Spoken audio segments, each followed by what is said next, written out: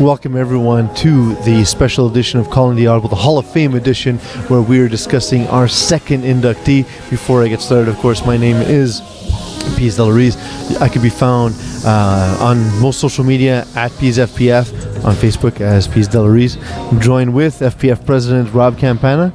Rob, thank you for joining me, as you have been joining me all night. But let's pretend it's been all week, we just don't change. As we have are releasing these on a daily basis to help build the hype for Hall of Fame. Of course, our producer all night, all week, all season, all 5 years is Eagle at Master Control. We're of course at the Sporteria Cage, home of Calling the Audible and official supplier of FPF jerseys and uniforms. Rob, that brings us to our second inductee of the 2017 Hall of Fame class, Jamil Springer. This is the second time I believe Jamil appears on the ballot for the Hall of Fame. Third time. Oh, yeah. My mistake. Third time, and he finally does get in. I think it's one of the inductees we kind of saw as he's going to get in at some point. We may not have known when, but congratulations to Jamil getting in 2017. The notable teams he's played on, of course, were Big TDs and Alcoholics. He debuted in winter 2006 as a member of the Gators. He is the second inductee and received 45 votes. He's got 4 championships, 3 awards, one at Quarterback of the Year, one Receiver of the Year, and one Playoff MVP.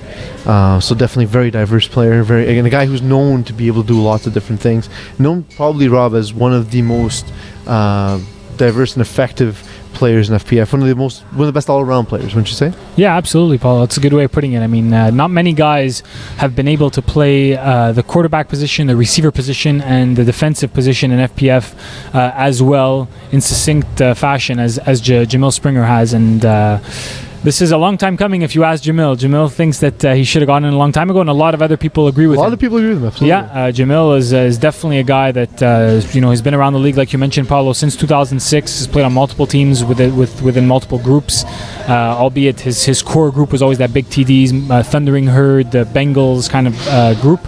But of course, he's ventured into higher division teams such as D-Boys more recently. And in the time I really got to really observe him and see him play was when he was joining the D-Boys cast, and to stand out the way he did on such a star-studded team is impressive, because to be the best player on a struggling roster is one thing, but to be to succeed that and play that well on amongst such a great group of players is another thing to behold. For sure. And that's the thing with Jamil, and if you that's a perfect example, Paulo, is if you look at when he played with the Roosters and Donkeys or D-Boys as they were called, whichever season it was. I was going to say, I wasn't sure if it was summer or winter, but the thing with Jamil is he's the type of weapon where if you take him and say, listen, Jamil, you're going to play offense for us, you're going to line up in the slot and just make big plays and score touchdowns against some of the top defenders in the league, Jamil is capable of doing that. He's able to step in and be basically your go-to guy on offense.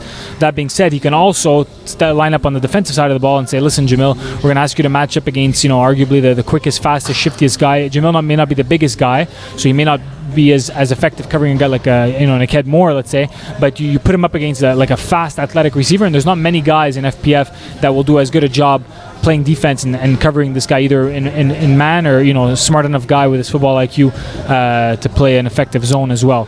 So I mean, Jamil is definitely the total package. And that being said, Paulo, like we had said, and a little trivia question for you here. I think you've seen the notes, so you may have the answer. I'll pretend to be very surprised. Exactly. But only 5 players in the history of the league have won a Quarterback of the Year award, a Receiver of the Year award, and a Playoff MVP.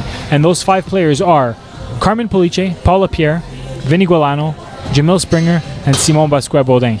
Very, very select list of very talented individuals, because as you know, it's not always easy to shift from receiver to quarterback and not just do that, but win awards. So Jamil, definitely well-deserved, an excellent player, and we've gotten to know Jamil, yourself and I, Paulo, on a much better level through FPF Junior.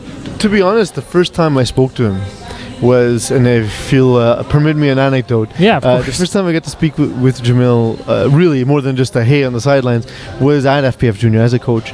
And you know what? I had heard all the stories, I had heard the rumors, and he's a hothead, he's this and that. But watching him, watching him with his kid, to me was really nice, and to see not only the knowledge he has, but the way he's able to communicate it to players.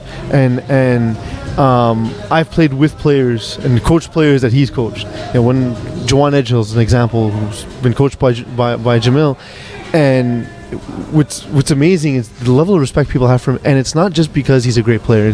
It's truly because he's a very good person. He's a great communicator, and his ability to teach the game. Because a lot of people can know a lot about the game. And in fact, when we first started discussing FPF Junior, and you asked if I was be interested in coaching, I said, well, I like to coach the older kids because I need people who already understand a little bit. I'm not good at communicating the fundamentals. A guy like Jamil really is, and it's not easy to do. And now, having him play on my Darksiders roster this season, I'm seeing that. I'm seeing how he's coaching our guys who moved up, in a lot of cases from Division 5, playing in Division 3, playing Division B in the past. His ability to communicate concepts and abstract, like how to best move in abstract terms, and how to adapt to what the offense is doing. It really shows not only a deep understanding of the game, but like I said, the ability to properly communicate that, which is something people take for granted. It's truly an amazing quality.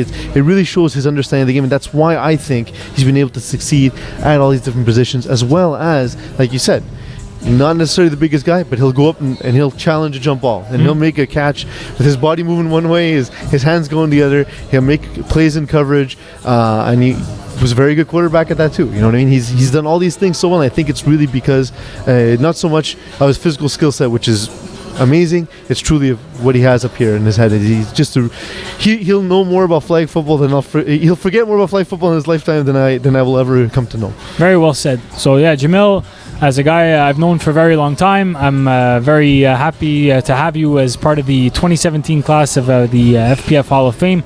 You've pretty much accomplished everything you can accomplish in FPF: championships, awards, FPF junior success, and now the Hall of Fame. So I guess that means, Paulo, that we won't be hearing Jamil speak on the field anymore, right? No, it's done. Well, that's done. Yeah. So hopefully very so. Quiet. Hopefully so. Congratulations, Jamil, and I'm not sure if you got anything left to say. No, it was just once again, congratulations, Jamil. We'll be back tomorrow with the third inductee of the 2017 FPF class. Once again, congratulations, Jamil Springer.